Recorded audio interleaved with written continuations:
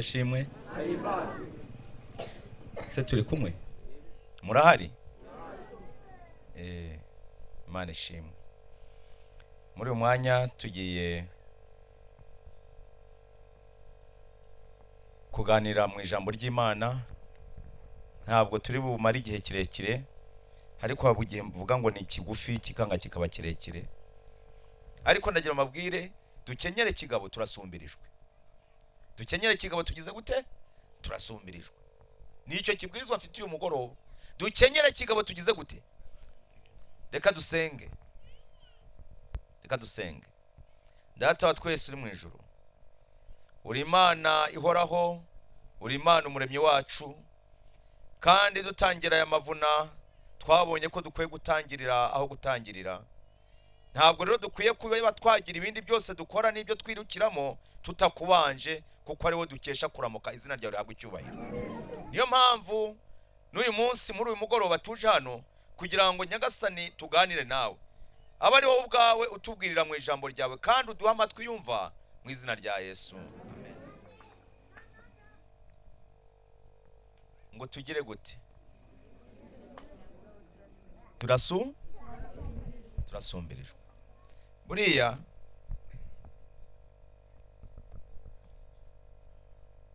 ni ijambo hari ku bana rishobora kubagora kumva, ariko turabafasha kugira ngo babyumve.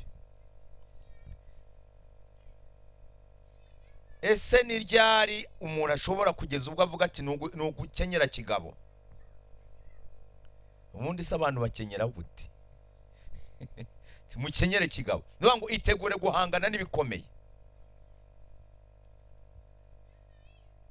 Uramutse wumvise induru zivugira inyuma y'umusozi, hari igihe ushobora kuryama ukavuga uti ndumva bari kuri. Ariko ugiye kumva induru ziri kuza zeregera urugo rwawe, mbese wakomeza ukaryama? Nibango nubwo wumva urusaku ruri kure, ariko uko rushaka kukwegera nawe niko ugomba kugira gute? Kuba maso ugakanguka. Ibyo wabigereranya gukenyera mu buryo bw'itekerezo. Kera twigeze kugira abantu b'impunzi baje mu mujyi wa Kigali, bakajya birirwa bazenguruka basabiriza. Noneho baza bategera umuntu bati waduhaye akantu ukareba uko tugenza. Mana akajya mugendeye abantu mwabinzerereze mwabuze iyo mujya mu ibyo mukora mukaza kutesha abantu igihe. Abantu bakabuka inabi. Ukagira gutyo ukamureba umuntu wambaye akenda kamaranye igihe, niko anyagiranwa, niko araramo, niko nta kandi wenda yavuye mu nzu asizemwe ibintu byinshi, arabasize utubati n'amavarize. Akakureba ati nawe uzahunga. Bakambacira mu maso, yewe hakaba n'abantu bamena ibyo kurya babishigaje, kandi babona umuntu ugize ate ubikeneye bakabimena. Akakureba ati nawe uzagira ute? Nta muntu wabyumvaga. Wabyumva uri murya ifiriti? Wabyumva utese? Uri muvuga genda kuri busheri ukatisha ibiro 5, maze mwibuke mushake ibwira nyoko agenda ashaka ibirungo, bya birungo muzane muzikaranga zibe zihumura rwose. Maze ugasanga hari aho ngaho barazitunze, barimo baronsa ati mu hatiri nziza di, ubwo barimo barotsa brochette akayishikura, ariko bamugira icyo bamwaka ati ahantu habuze imbura mukoro niki. Akamureba ati nawe uzagira ute? Ariko nubwo abo bantu batari abahanuzi cyangwa abahanuzi kazi, byarasohoye.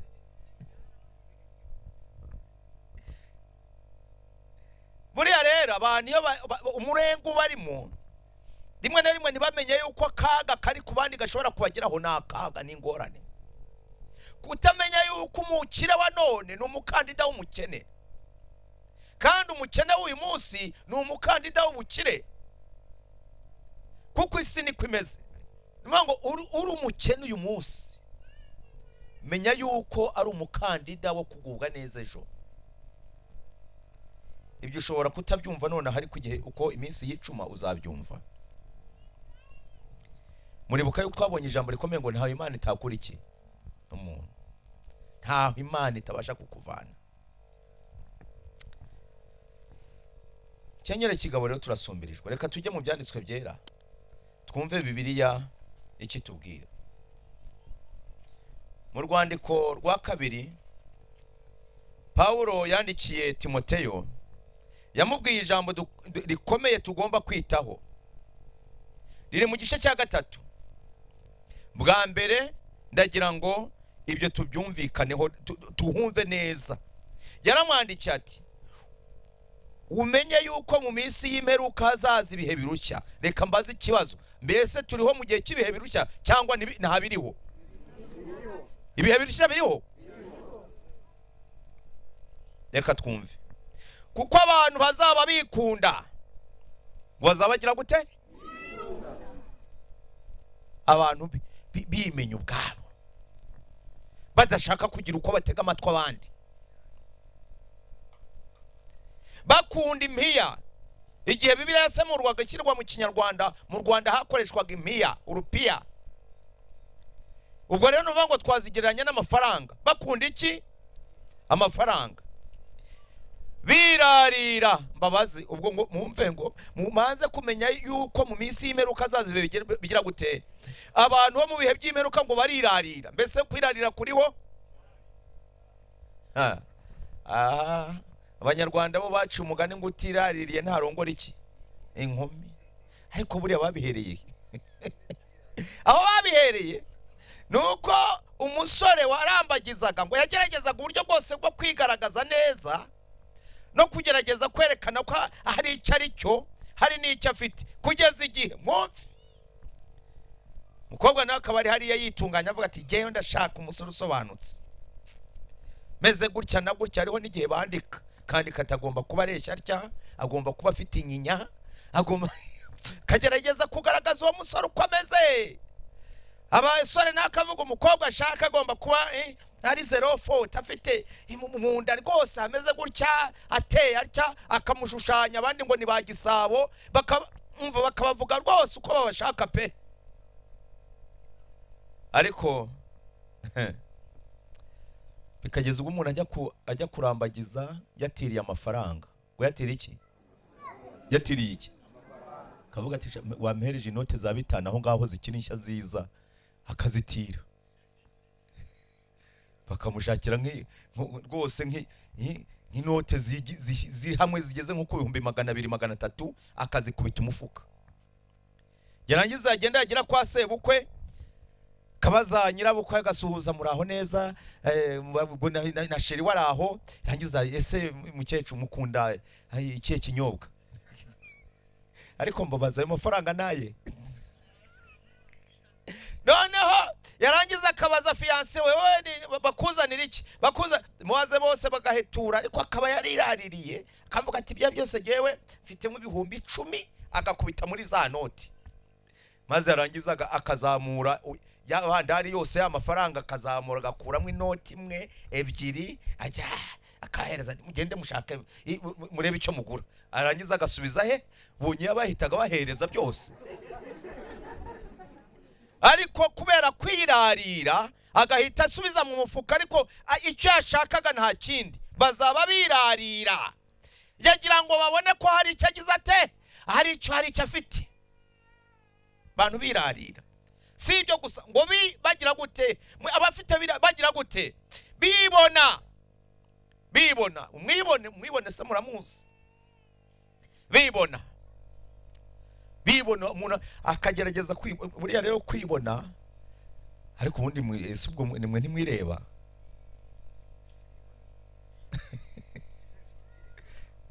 Kwibona birenze kuba wafata indorerwamo ukireberamo. Hari ukuntu umuntu afata indorerwamo akareba atya, ariko icyaha cy'ubwibone dore uko giteye. Icyaha cy'ubwibone afata indorerwamo yareba kavuga ati ariko rwose Mana, ariko koko urabona ubu nuko nagombaga kuba ameze. Yareba akabona nibihwitse, kavuga ati rero Nyagasani nawe sinzi rwose aho yarebaga. urumva kavuga ati nk'ibi bikenya by'ibi bintu biraha byajyagaye, agashaka buryo rwembe rwose cyangwa iki, agashaka ibintu ashyiraho timuhanagure muvaneho. Rangiza ati ahubwo hagombaga kujyaho agakaramu k'umukara gashushanyije neza kagaragara, urumva. Ariko mbabwire ibi bitsike Imana yabishyiriye hano kugira ngo bitangire ibyuya bitajya mu maso. Ibyuya ntabwo bimanuka ngo bize bimanuke mu jisho direct, ahubwo iyo bigeze aha ibitsike bigira gute, birabitangira. Ariko kubera icyaha cy'ubwibone agahita yumva ko rwose atabikeneye, yarangiza dayimoni ukuriye ubwibone akavuga ati hanagura vanaho, akavanaho, maze yakureba ukajya wibaza utari bose uyu muntu yabaye iki. None kuko abantu uko basanzwe bameze birazwe, ariko wamureba ukabona ndetse hakaba n'ushaka yashushanya akagira cyageza akongera akanakata kugira ngo bigire isura yindi, ukagira ngo ni amahembe acometseho. Cyaha cy'ubwibone bazaba bagira gute, bibona. Yarangiza ukabona arabona umubiri we ko ameze, akavuga ati ariko aha hantu akagatuza ibi byenda biba bimfubitse n'iki, shaka ati ngishaka umutayiro undodera ku buryo agatuza kajya kagenda kanamye. Nabyo kumva nibihagije, atari ko buri washushanyaho kagoma kagenda kabagafata icyuma. Ese wagize ngo umva ubwibane butuma umuntu yishiririza rwose, akajya hariya bagaharura icyuma sharinya gashinyiriza gakata ngingirira kagoma nini ifite n'ibyara. Bese bibaho cyangwa ntabibaho? Bibona, yaba ari umugabo yaba ari umugore, baba ari abakobwa baba ari abasore. Umva dayimoni w'ubwibone yamaze gufata impande zose.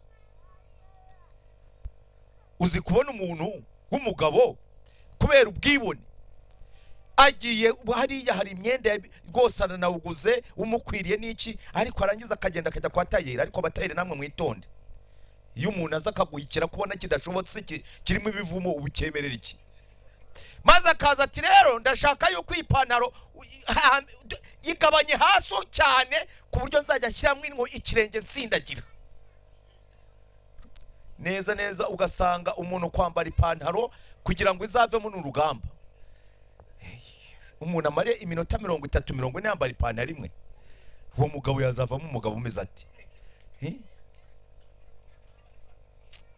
Ariko abashaka ni mushake da. Umva uwo mugabo urabona uwo arimo umugabo koko, agasanga ngo nabatsapu ngo nabatsango bari abantu ngo azi gutsapa batukana. Ariko muri iki gihe mwigeze mbona abantu batukana? Baracyabaho se? Reka da, menya barashize. Ngo bagira gute? Batukana, batumvira ababyeyi babo. Indashima mwumve, batarabera, badakunda nababo, batuzura, babesherana, bagira gute? Batirinda, bagira urugomo, badakunda ibyiza. Mwumve jambo rikomeye, ngo badakunda iki? Badakunda ibyiza. Nukuri bagambana, ibyigenge, ntawe ukemera kuyoborwa, ntawe ukemera kugirwa inama, ahubwo tekada shwi. Uzi umwana w'umukobwa wo bavuga ati nge mfite ubukwe, kumva afite ubukwe bakamubwira bati rero gufite ubukwe dore uko umuco wa kinyarwanda na Bibiliya kwivuga nuko bigenda. Kavuga ati oya marene wanjye jewe n'umukobwa twiganye. Marene umukobwa wa marene ati ngo marene we n'umukobwa bagize gute? Biganya, turiya twariganye, twagiye tugira gute, twakoranaga, umva niwe twiganaga mu masomo asobanurira, niwe marene. Marene uzi icyo ari cyo? Marene umushingira ni umuntu wambitswe ikamba rya kinyarwanda, ni umuntu wazamuwe mu ntera. Nuvuga ngo umubyeyi wabyaye, washingiwe, washatse, akabyara, akibaruka umwana w'imfura, yimurwa mu ntera iyo ategeshejwe urugori mu gihe cyo kumuhemba. Niryo kamba rimuhesha uburenganzira bwo kuba umushyingira. Nubango abavuye mu kigero cy'abari cyangwa se cy'abakobwa, ahubwo yinjiye mu rwego rw'ababyeyi. Uwo rero nukuvuga ngo wariwe n'igise, akabaza uko kimera, akamenya umwana uko abasha gusasa, uburiri bugahinduka inkari gusa, umwana akabwitumaho, akamenya uko agomba kongera kubutunganya kugira ngo umuryango w'umuryango, uwo ni umenya inama atanga. Kamanda ugasanga twariganye, yajyaga no ku mavuta nta soni, ariko ugasanga ngo batarabera, badakunda ibyiza, ibyigenge. Uramubwira washaka kumuha inama, ugasanga umubyeyi yamugize zero. Ntabwo ubukristo buvanaho umuco, ntabwo ko umuntu w'Imana bivanaho umuco, ntibivanaho gahunda. Bibiliya yigisha ishaka ko abantu babijijuke, ukamenya uko. Ariko mukenyere kigabo turasumbirijwe, Satani yagabye ibitera impande zose. Noneho ngo ibyigenge bikakaza, bakunda ibibanezeza aho gukunda iki. Munamubwira uti dusenga tuoya tumunsi hari umupira, ngo hari ikira, aho kugira ngo yumve ijambo ry'Imana, yumve ko kwe kuza ngo yicare amenye uko Uwiteka avuga ati oya, ati ya kipe yakinnye, ati oya tubwo hari igitaramo iki cya wa umuhanzi uteye ate, aravuga Yesu se, aravuga iby'ubwami bw'Imana se, cyangwa arimo aragenda kuroha. Kandi ugasanga ibyo bitera amahururiye ni bya bindi baragenda bakitereka ibiyobyabwenge, aha ibiki byose, kandi uganejejwe n'abandi baba baje bambaye umva impenure. Ati bariya rero baranezeza iyo turi mu gitaramo rwose bakikaraga. Umve ibirori, Satani yateguye ibirori bigomba guhuza bitwa yuko ari abana b'Imana. Mbese biriho cyangwa ntibiriho? Kandi impande zose rimwe na rimwe rero tukagira ngo ni iterambere, ariko ntaryo, kuko ibyo birasenya umuco, biratuma abantu badindira, biratuma abantu batazagira icyo bamarira isi ya none, nta nubwo bazagira icyo bamarira igihugu, yewe n'itorero ntacyo bazarimarira. Bagambana ibyigenge, bikakaza, bakunda ibintu banezeza aho gukunda Imana, bafite ishusho yo kwera. Nuvuga ngo bigaragara ko baba abantu b'Imana rwose, ariko noneho ngo ariko bahakana imbaraga z'iki, z'uko kwera.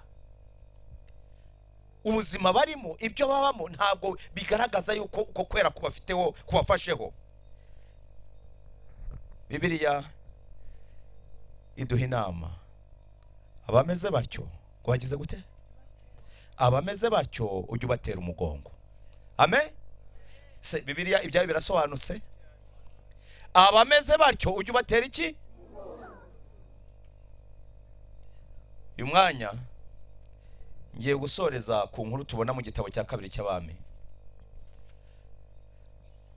Muhitega amatwi, igitabo cya 2 cy'Abami igice cya 7. Iki gitabo kitubwira ibintu bitangaje cyane. Uhere ku murongo wa 3 haratubwira ngo, kandi ubwo hariho abagabo 4 b'ababembe bari ku irembo ry'umudugudu, baravugana bati, iki twicira hakugeza aho tuzapfira ni iki? Kera umuntu yarwaraga ibibembe ntiyemererwaga kuba mu bandi bantu, ahubwo yahabwaga akato, agashyirwa ukwe kugira ngo atazagira abandi yanduza. Ese gushyirwa mu kato turabyumva w'iki gihe? Ngira ngo mu gihe cya Covid twarabibonye, nibyo? Noneho umubembe rero yashyirwaga ukwe kugira ngo atazanduza abandi. Abagabo 4 rero barwaye ibibembe bashyirwa inyuma y'umudugudu. Muri uko gushyirwa inyuma y'umudugudu baza guhura n'ingorane ikomeye. Ubundi umubembe iyo yabonaga abantu bari kugenda yahitaga avuza akama gatera hejuru ati ndanduye ndanduye ndanduye, akavuga cyane kugira ngo abari imbere bakati n'inzira. Kandi iyo bamugemuriraga bamushyira ibyo kurya nta wagendaga ngo amwegere, ahubwo yajyanaga, yabaga afite imbehe bamuterekeye ku musozi. Noneho uzanye ibyo kurya akaza agakora ku buryo arabisuka, iyo mbehe atayikozeho cyangwa iyo sahani yarangiza akigendera, yarangiza akabwira umubembe ati ibyo kurya byageze kuri ya mbehe yawe uzurye, akaba arigendeye. Umubembe nawe yaza akabirya, ariko wa wundi wamugemuriye atagize ate, atakoze kuri ya sahani. Bari bafite ubuzima bugoye. Noneho aba babembe rero baza guhura n'ingorane ikomeye, bageze igihe babura umuntu bagemurira. Ngo umuntu ugira ate, babura umuntu bagemurira. Barangije baza kuvuga bati aha hantu uko bahaduciriye tukaba twibereye ahangaha twenyine, kuki twakomeza kuba inyuma y'umurwa y'umujyi w'i Samariya? Icyo gihe bari inyuma y'umujyi w'i Samariya. Iki twicaza aha kugeza aho tuzapfira ni iki? Ariko twavuga tuti twinjire mu murwa kandi inzara iburimo. Niko bibazaga, nese tujye mu mujyi imbere i Samariya kandi nabinzara yarabamaze. Ese inzara ibasha kwica abantu? Inzara yica umuntu? Ntukabona umuntu wishwe n'inzara. Umuntu wishwe n'inzara ibyo kurya birabura pe. Umuntu akageza igihe atangira gusakuma ibyatsi, akarya ibyo abonye, bikageza igihe ndetse abura agira inyota idashira, akaba ashaka ikintu cyo kunywa. Kandi mwumva umuntu ufite ikibazo cy'inzara, iyo afite uruhinja, mbese uruhinja rukenera konka. Uzi ko umwana umubyeyi wagira inzara akabura n'icyo arya kandi yagombye konka amashereka aturutse ku byo yariye, ibyo arya bituruka ku byo umubyeyi yagize ate, ibyo umubyeyi yagize ate, yariye. Noneho umubyeyi igihe yabuze ibyo arya, mbese wa mwana ibyo yonka byo bizaboneka? Uzi kubona abantu bishwe n'inzara, ukabona umuntu, umwana, umubyeyi yageze ubwo birangira arasinziriye, agiye uruhinja rugakomeza rugakurura ibere, nyina yaragize ate, yarapfuye. Inzara ni ishyano. Noneho bati turagenda tujya mu mujyi, twinjira mu murwa kandi nawo urimo inzara, twawugwamo. Kandi dukomeza kwicara hano gusa nabwo turapfa. Ni munyumvire namwe. Sawembe bafite ikibazo ko mutansubiza, bafite ikibazo kandi ikibazo cyabo gifite ishingiro. Bavuga bati nitujya mu mujyi n'ubundi abo mu mujyi ntacyo kurya bagize gute bafite, n'ubundi inzara iragira ate, iratwica. Ariko nituguma naha twaciriwe nabo ntabwo bakitugemurira, kuko byo kutugemurira ntabyo bagize gute bafite. Barangije bati rero reka turaguma hasi cyangwa turajya mu mujyi. Barangije bati byose ni kimwe, n'ubundi turamutse tugumye hano tuzapfa, nitujya n'imbere n'ubundi nukugira gute, nugupfa. Nuko noneho nimuze dukeze ingabo z'Abasiriya, nibadukiza tuzabaho, nibatwica hose nugupfa. Iki gihe rero i Samariya yaratewe n'ingabo z'Abasiriya. Barangije izo ngabo zaragiye ziragota, bituma abantu batabona uburyo bajya guhaha, bituma abantu badakora, bicwa n'inzara. Zirangije izo ngabo, ariko zikaba zari zifite amasitoke aho zari ziganditse zengurutse i Samariya, bafite ibiryo bihagije. Igihe ababembe batekerezaga ibi ngibi, ntabwo bari bazi ibyabaye. Mu kabwibwi barahaguruka bajya mu rugerero rw'Abasiriya. Ngo bajya mu rugero rw'iki? Bageze aho mu rugero rw'Abasiriya, aho rutangirira, basanga nta muntu rurimo. Munyumvire namwe. Ngo ingabo z'Abasiriya zari zaraje zigota i Samariya. Zimaze kuhagota, bituma abaturage b'imbere batabona uko bajya guhaha, ndetse ntibabona nuko bajya, ntihagera n'abandi bantu bongera kubagemurira. Inzara irabica pe. Ariko abandi babagose bo bakaba bafite indogobe, amafarashi, aho raza kurura amagare babazanira ibyo kurya, bagasitoka, bakaba bafite ibiryo byinshi. Ntabwo bazabihabo ab'imbere muri Samariya, nta nubwo bazabihaba inyuma. Nabo babembe ntabwo babagemuriraga. Maze baraza baravuga ati rero kuko bituyobeye, reka tugende twikubita imbere ya ziriya ngabo z'Abasiriya tubakeze, wenda baragira utwo batunagira. Noneho mwumve icyabaye. Bageze mu rugero rw'Abasiriya, aho rutangirira, basanga nta muntu ugize ute, kuko Uwiteka ari yumvishije ingabo z'Abasiriya ikiriri cy'amagare n'icy'amafarashi n'icy'ingabo nyinshi, bituma bavuga bati yemwe umwami w'Abisirayeli yaguriye abami b'Abaheti n'abami ba Egiputa ngo badutere. Bahera ko barahaguruka nimugoroba hari mu kabwibwi, bata amahema yabo n'amafarashi yabo n'indogobe zabo uko urugero rwakabaye, barahunga ngo badashira. Ingabo z'Abasiriya zigira gute? Zirahunga ngo Uwiteka yagiye kubumvisha mu kirere, amafarashi bumva urusaku rw'amafarashi yirukanka kandi ntayahari, ariko ngo ari Imana ibikoze. Bumva ikiriri cy'amafarashi menshi n'abasirikari biyabira bati turashize, amahema yabo n'amasitoke y'ibiryo n'ibintu byose barabita barahunga. Murongo wa 8. Nuko ababembe bageze aho urugero rutangirira, binjira mu ihema rimwe, bararya baranywa. Twavuga ngo iki? Bari bamaze igihe inzara yagize ite? Ariko ko numva mufite ubwo mutabivuga. Aba bantu bari bagize umugisha cyane rwose. Ngo nuko ababembe bageze mu rugero aho rutangirira, binjira mu ihema rimwe, bararya baranywa, bakuramo ifeza n'izahabu. Ubwo ni ibiki? Ifeza n'izahabu twabigeranye n'iki? Amafaranga. Bakuramo ifeza n'izahabu n'imyambaro, baragenda barabihisha. Ngo bagende bagira gutera, ariko myumvira batisha turasakiwe rwose. Noneho baragaruka binjira mu rindi hema, barakuramo ibindi, baragenda barabihisha. Hanyuma baravuga bati ibyo tugira ibi ni si byiza, kuko uyu munsi ari umunsi w'inkuru nziza, tukicecekera. Niturinda ko bucya niturindira ko bucya tuzajya kugibwaho n'urubanza. Nuko nimuze tugende tubwira abo mu rugo rw'umwami.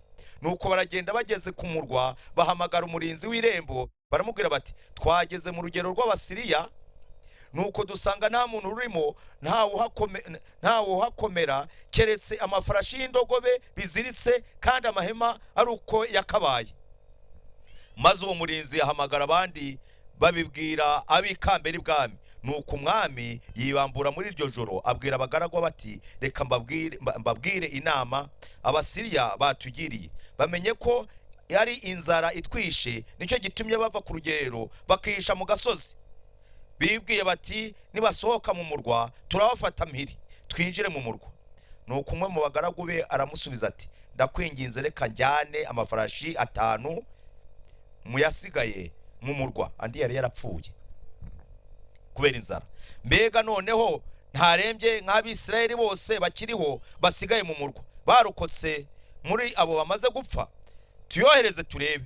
Nuko benda amagare 2 n'amafarashi, umwami yarabohereza ngo bakurikire ingabo z'Abasiriya, bati nimugende murebe. Nuko barazikurikira, barinda bagera kuri Yorodani, basanga inzira yose yuzuye imyambaro n'ibintu Abasiriya bagiye bateshwa n'ihubi. N'ihubi. Ngo intumwa ziragaruka zibwira umwami. Nuko abantu barasohoka banyaga ibyo mu rugero rw'Abasiriya, bituma bagurisha indengo y'ifu y'ingenzi shekeri 1 n'indengo 2 za sayiri zigurwa shekeri 1, nk'uko ijambo ry'Uwiteka ryari ryaravuze. Amen. Abantu batangira kubona ifu y'igikoma, bari baragize gute? Barayibuze. Abantu batangira kurya, bataheruka kubona ikintu cyo kurya. Ariko ndagira mbabwire, iyi nkuru yavuzwe n'abandi. Ni bande bayivuze? Ababembe.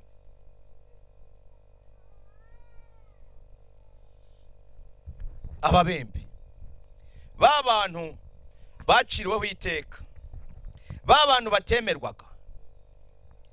Ndagira mbabwire, nubwo turiho mu bihe birushya, mu bihe biheruka amateka y'isi, mu bihe byavuzwe mu buhanuzi, abantu bagasa naho bamaze kuba bagumuke. Abandi bakaba babona yuko Imana hari nta kibasha gukora muri iki gihe. Abandi bakaba bageze igihe bavuga bati inzara yarateye, nta muntu ukibasha kwiga ngo afashwe, nta n'uwasenga ngo bijyemo. Rwose bikageza igihe ahari bafata n'umuntu wababwira ijambo ry'Imana nk'umubembe. Ndagira mbabwire nimusohoke, mugende mwinjire mu miryango, mubabwire inkuru nziza y'agakiza. Haleluya. Nubwo baba bagusuzugura, nubwo baba bavuga bati genda wowe uravuga iki se ko nawe ntacyo uricyo ntacyo ufite, ariko babwira yuko Yesu akiza. Izina ry'Imana rihimbazwe. ababembe ntabwo bakanzwe n'ibihe barimo, ntibakanzwe n'uko babareba, ntibakanzwe n'intege nke bafite, ahubwo aravuze ati ntabwo inkuru nziza twamenye twakomeza kuyihisha. Hano rero icyo Bibiliya yatubwiye, Pawulo yavuga ati umenye ko mu bihe biheruka abantu bazaba ari abibone, birata, bikakaza, nta muntu ushaka guca bugufi, nta muntu ushaka kugira ngo yegere mugenzi we, ahubwo kubera kwikunda no kwibona umuntu arumva yakwirwanaho wenyine ariko ntagire icyo amabarira abandi. Imana idufashe kugira ngo umutima wo kwibone utsindwe mu izina rya Yesu, umutima wo kutaburira abandi, umutima wo kudatanga inkuru nziza, umutima wo kutamenyesha abandi ko hakiriho ibyiringiro. Izina ry'Imana rihimbazwe, izina ry'Imana rihimbazwe. Haracyari iki? Ibyiringiro. Aba bantu b'i Samariya byasaga naho nta byiringiro byo kubaho bafite, byasaga naho ubuzima bwabo bwarangiye, ariko ndagira mabwire ibyabaye i Samariya bakabwirwa yuko igihe kigeze Imana ibibutse nibyo ibwira abanyamwendo. Ibyo yabwiye Pawulo abwira abantu ati abameze batyo babibone, basa naho batemera guca bugufi, bikakaza. Imana iratanga umuburi uvuga ngo abameze batyo ujye ubatera iki? Umugongo. Imana ishaka yuko haboneka abaturage bazima bubaha izina ryayo. Igihugu gikeneye abantu bazima bubaha Imana, babana mu mahoro, bahesha abandi umutekano. Ngaba abantu igihugu gikeneye. Imana idufashe kugira ngo tube abaturage beza, kuko abo Yesu azaza gutwara ni abameze batyo. Imana itugire neza mu izina rya Yesu.